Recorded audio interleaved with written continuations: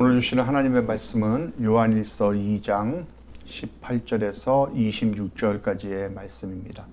제가 봉독해 드리도록 하겠습니다.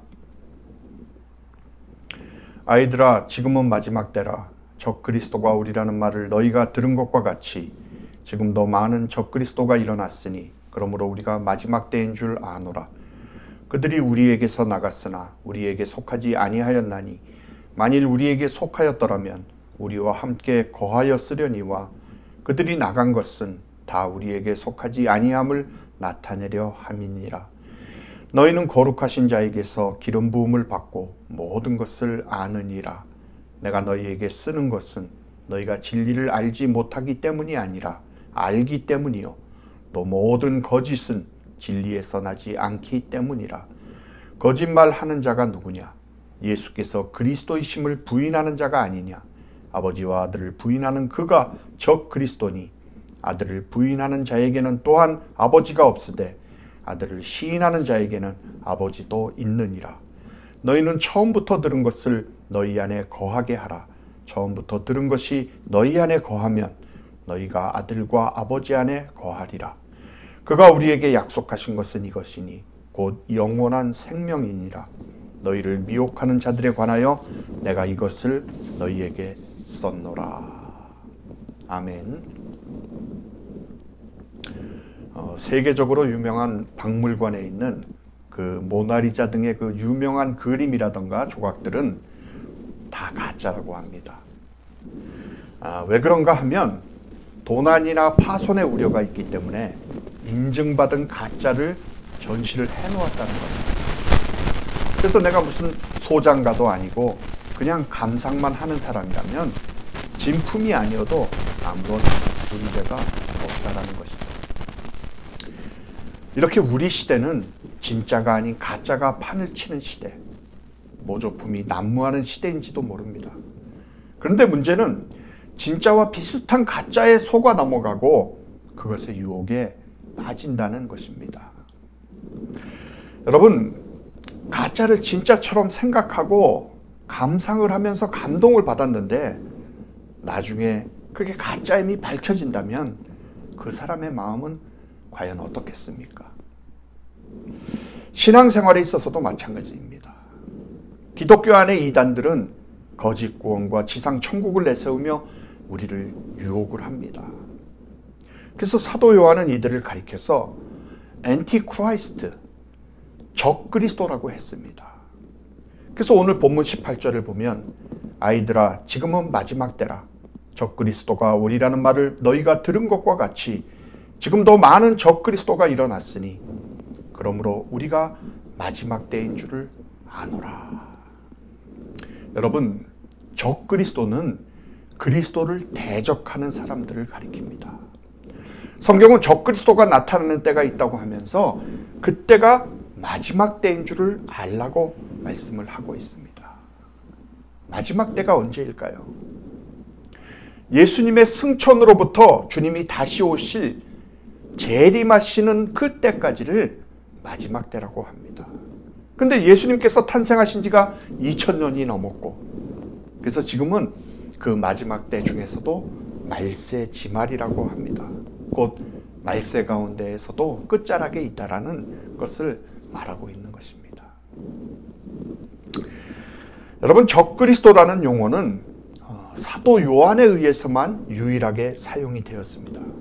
물론 성경의 다른 곳에서도 성경을 기록한 저자들에 의해서 이 단어가 의미하는 바가 기록을 되기도 했는데 예를 들면 데살로니가 후서 2장을 보면 적그리스도와 똑같은 자에 대해서 그의 능력과 위치에 대해서 묘사를 하고 있는 것을 우리가 볼 수가 있고 또한 다니엘서 7장에서 11장을 봐도 역시 이 적그리스도에 대해서 설명을 하고 있습니다.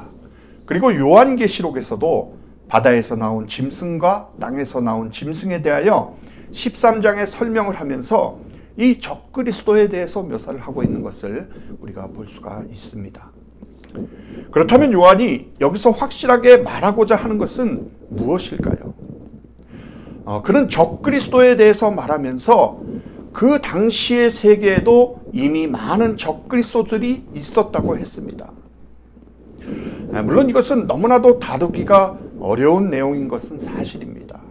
이것이 정확하게 무엇을 의미하고 있는가에 대해서 그동안의 그 기독교의 초기 때부터 많은 신학자들이 지금에 이르기까지 씨름을 해왔지만 의견의 일치를 본다던가 일반적으로 모두가 동의할 수 있는 그것을 발견했다라는 것은 사실상 불가능합니다. 그래서 이 같은 내용에 대해서 독단적으로 자기 주장을 말하는 사람들은 사실상 자신의 무지만을 늘어놓는 결과를 초래하게 된다라는 것입니다. 그럼에도 불구하고 분명하게 말씀드릴 수가 있는 것은 적그리스도 또는 적그리스도들은 복음을 믿는다고 주장을 하면서도 그 복음의 가르침을 왜곡시키고 결국에는 그 복음을 파괴하려고 하는 거짓 선생들이 바로 적그리스도다라고 이렇게 말씀드릴 수가 있습니다. 여러분, 적그리스도의 뜻은 하나는 대적한다라는 의미를 갖고 있고 하나는 대신한다라는 이 두 가지의 의미를 갖고 있습니다. 그러니까 예수 그리스도를 대적하는 것이 적그리스도이고 예수 그리스도를 대신해서 자기가 예수다라고 이렇게 주장을 하는 것이 바로 적그리스도라는 것입니다. 그래서 대적하는 자는 공공연하게 교회를 핍박하는 자이고 자기가 메시아다, 자기가 구원자다, 자기가 예수다라고 이렇게 내세우는 자들은 음흉하고 교활하게 교회에 침투를 해서 순진한 성도들을 유인을 합니다. 옛날부터 지금까지 그렇게 해왔습니다. 예수님께서 하나님이 육신의 몸을 입고 오신 분이라고 한다면 적그리스도는 사탄이 육신을 입고 세상에 온 것입니다. 여러분, 우리는 예수님을 볼 때마다 누구를 봅니까? 바로 하나님을 봅니다. 그의 영광을 보니 독생자의 영광이요 은혜와 진리가 충만하더라. 예수님을 보는 사람은 하나님을 보는 것입니다. 왜 그렇습니까? 예수님은 보이지 않는 하나님을 보도록 인간 세계에 내려오신 분이기 때문에 그렇습니다. 그럼 적그리스도는 누구냐? 여러분, 우리는 사탄을 볼 수가 없지 않습니까? 어떻게 생겼는지도 모릅니다. 그러나 사탄을 우리 눈으로 볼 수 있는 존재로 나타난 것이 바로 적그리스도입니다. 그래서 적그리스도는 역사적으로 볼 때 어떤 인물로 등장할 때도 있었습니다. 네로 황제가 그랬고 중세기의 교회를 완전히 부패시킨 교황들이 그랬고 히틀러, 스탈린, 김일성, 문성명 등이 그랬습니다. 또 적그리스도는 다른 교묘한 모습을 가지고 우리 앞에 나타나기도 합니다. 그래서 그것은 어떤 인물이라기보다는 기독교의 정통교리를 부정하거나 왜곡시키는 신학을 가지고 아니면 사상을 가지고 아니면 이즘을 가지고 즉 무슨 주의를 내세우면서 나타납니다. 그래서 이 거짓 교훈은 그것을 추종하는 많은 단체와 거기에 속한 많은 신자들을 가지고 그 정체와 모습을 나타내는 것입니다. 여러분, 이런 일을 가지고 성경에는 흉악한 일이라고 표현을 했습니다. 사도행전 20장 29절을 보면 내가 떠난 후에 사나운 이리가 여러분에게 들어와서 그 양떼를 아끼지 아니하며 라고 했습니다. 무슨 말씀입니까? 여러분, 우리가 깊은 산 속에 들어가서 무슨 짐승을 만날 때가 제일 무서운지 아십니까? 바로 이리떼라고 합니다. 떼를 지어 다니면서 한번 걸렸다 하면 뼈도 남지 않게 다 찢어버리기 때문에 그래서 이리떼가 제일 무섭다는 거예요. 성경은 이것을 적그리스도로 표현을 하고 있습니다. 그러므로 우리는 적그리스도에 대해서 좀 더 정확하게 알아야만 되는 것입니다. 사도 요한은 오늘 본문을 통해서 적그리스도의 특징을 세 가지로 말씀을 하고 있습니다. 첫째로 그들은 교회와 스스로 교제를 단절하는 자들입니다. 본문 19절에 보면 그들이 우리에게서 나갔으나 우리에게 속하지 아니하였으니 만일 우리에게 속하였더라면 우리와 함께 거하였으려니와 그들이 나간 것은 다 우리에게 속하지 아니함을 나타내려 함이니라. 자, 여기에 보면 우리에게서 나갔다, 우리에게 속하지 아니하였다, 우리에게 속하지 아니함을 나타내려 함이라 라고 이렇게 세 번을 반복을 해서 말을 하고 있습니다. 도무지 적그리스도는 예수를 믿는 사람들과 본질상 하나가 될 수 없는 사람들이라는 거죠. 아무리 한 자리에 갖다 놓아도, 아무리 한 장소에서 예배를 같이 드린다고 해도 물과 기름 같은 존재들이 바로 적 그리스도라는 것입니다. 또 나갔다는 말이 참으로 굉장한 의미를 갖고 있습니다. 예를 들면 가룟 유다를 보세요. 그는 원래 예수님의 제자였지만 마지막 만찬의 자리에서 예수님이 너희 중에 한 사람이 나를 팔리라 라는 그 말씀을 듣고 슬그머니 일어나서 문을 열고 나갔습니다. 가룟 유다가 나간 것은 본질상 예수님과 같이 있을 수가 없고 제자들과 하나가 될 수 없는 존재였기 때문에 그래서 그는 나갈 수밖에 없었던 것입니다. 결국 그는 예수님을 십자가에 내어준 장본인이 되었습니다. 여러분, 요즘 우리 주변에 이단이라는 이름을 가지고 소란을 피우는 사람들을 보면 100%가 전부 교회에서 나간 사람들입니다. 과거 통일교회 문성명도 주일학교 교사였고, 전도관의 박태선도 장로였고, 다미성교회의 이장님도 목사였습니다. 그 외에도 모든 이단들은 다 교회에서 나갔습니다. 한국이나 세계적으로 볼 때에도 모든 이단은 다 교회에서 나갔습니다. 여러분, 이것이 무엇을 의미하는 줄 아십니까? 기독교가 봐도 참된 진리다라는 것을 의미하고 있는 것입니다. 주님께서는 비유의 말씀으로 교회는 밭에다 알곡만이 아니라 가라지도 함께 뿌린 것과 같다고 하셨습니다. 곡식이 자라면서 가라지도 함께 자랍니다.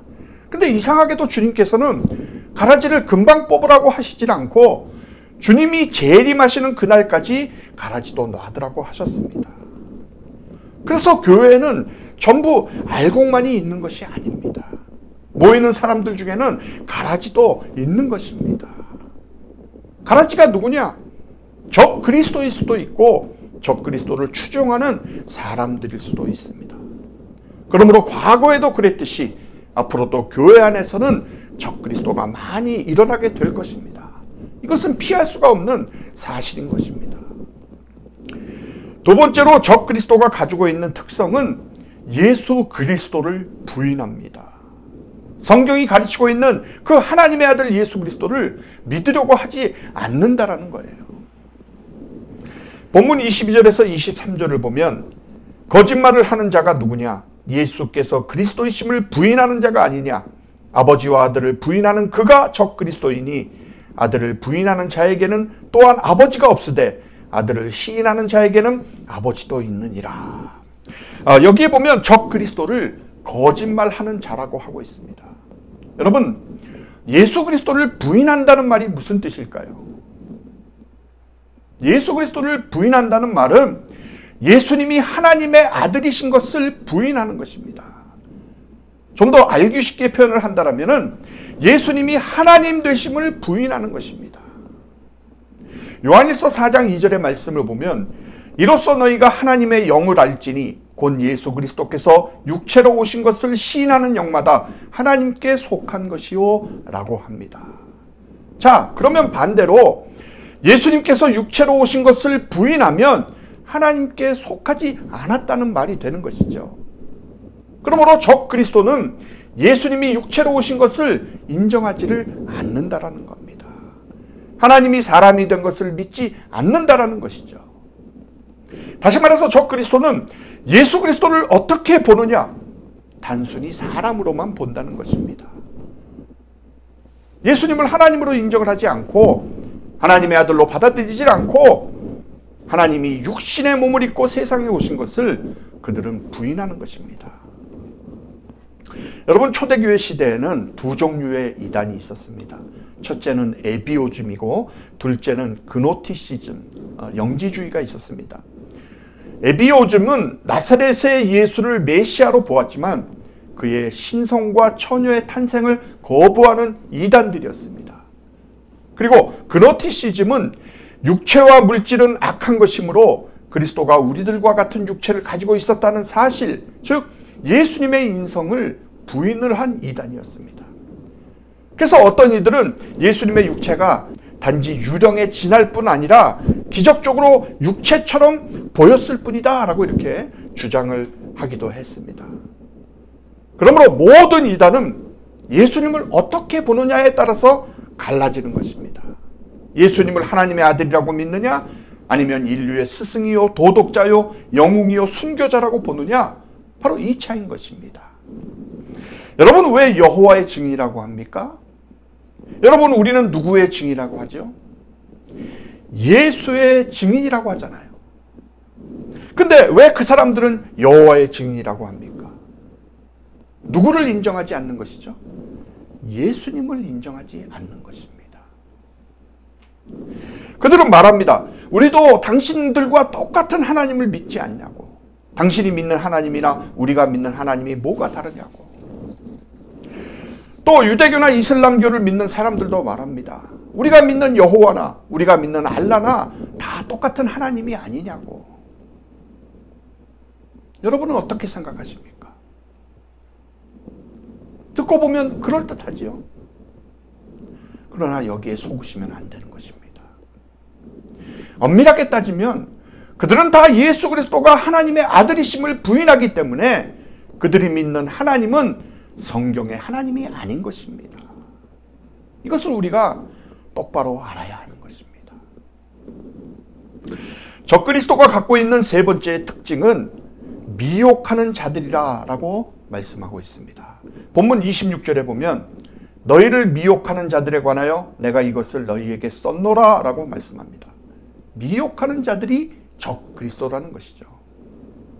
여러분, 이 미혹한다는 말은 의도적으로 속이려고 하는 악한 근성을 말합니다.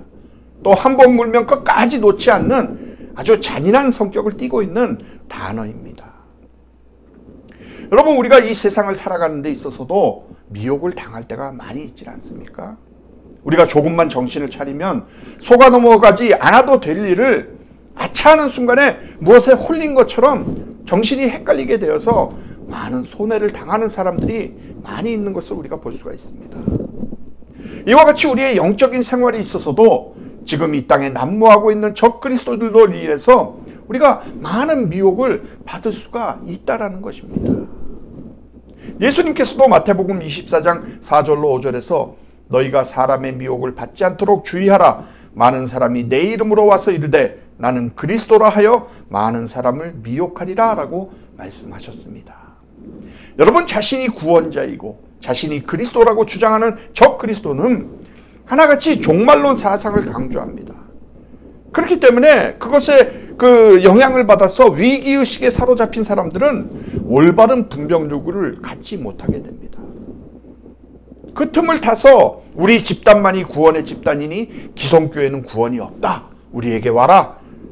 그래서 모든 재산을 다 팔아서 거기에 들어갔다가 나중에는 속았다고 생각했을 때 빈털터리로 나오는 사람들을 우리는 우리 주변에서 많이 볼 수가 있는 것입니다. 또 이들은 대부분 사상적인 혼합주의를 따르고 있습니다. 교회라는 명칭은 분명히 있는데 그들이 주장하는 교리를 가만히 분석해 보면 성경에 의한 전통적인 우리 기독교의 신앙사상이 아니라 불교에서도 이끌어오고 유교에서도 이끌어오고 이것저것 잡다한 사상을 다 비빔밥식으로 만들어서 그럴싸하게 설명을 합니다. 결국 이들을 이렇게 함으로 말미암아서 특정한 목사나 아니면 교주를 하나님은 아니라도 하나님과 동격으로 이렇게 신격화시키는 그런 노력을 합니다. 재림주라든지 감람나무라든지 사명자라든지 이런 표현들을 만들어 붙이면서 그가 하는 한마디 한마디 말씀을 성경보다도 더 권위 있는 것처럼 주장을 하는 그런 모습을 우리가 보게 됩니다. 그러므로 이들의 특징을 보면 반지성적일 뿐만이 아니라 반사회적입니다. 그래서 이러한 집단에 몸을 담고 있는 사람들을 우리가 살펴보면 다른 사람들과의 관계를 단절시키고 폐쇄지향적으로 그들은 만듭니다. 이 사회와 세상은 다 불타 없어질 것이므로 우리 집단에서 우리가 열심히 최선을 다해서 심판을 면하자라는 이런 식의 논리를 가지고 현실 도피적이고 은둔적인 주장을 하게 되고 사회와 단절된 그런 교리를 자꾸 유포함으로써 교주나 그 사이비 집단의 지도자의 손아귀에서 벗어나지를 못하도록 그렇게 만드는 것입니다.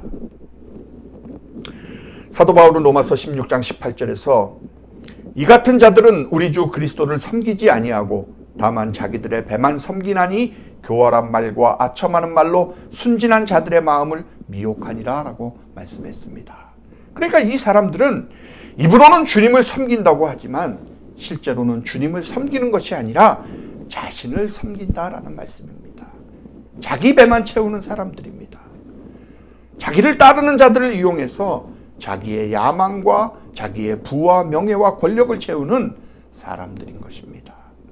그래서 바울이 빌립보 교인들에게는 저희의 마침은 멸망이요 저희의 신은 배요 그 영광은 저희의 부끄러움에 있고 땅의 일을 생각하는 자라라고 하였습니다. 사랑하는 여러분, 디도서 3장 10절에 보면 이단에 속한 사람을 한두 번 훈계한 후에 멀리하라 라고 그랬고, 요한이서 1장 10절에는 누구든지 이 교훈을 가지지 않고 너희에게 나아가거든 그를 집에 들이지도 말고 인사도 하지 말라라고 그랬습니다. 무슨 말씀입니까?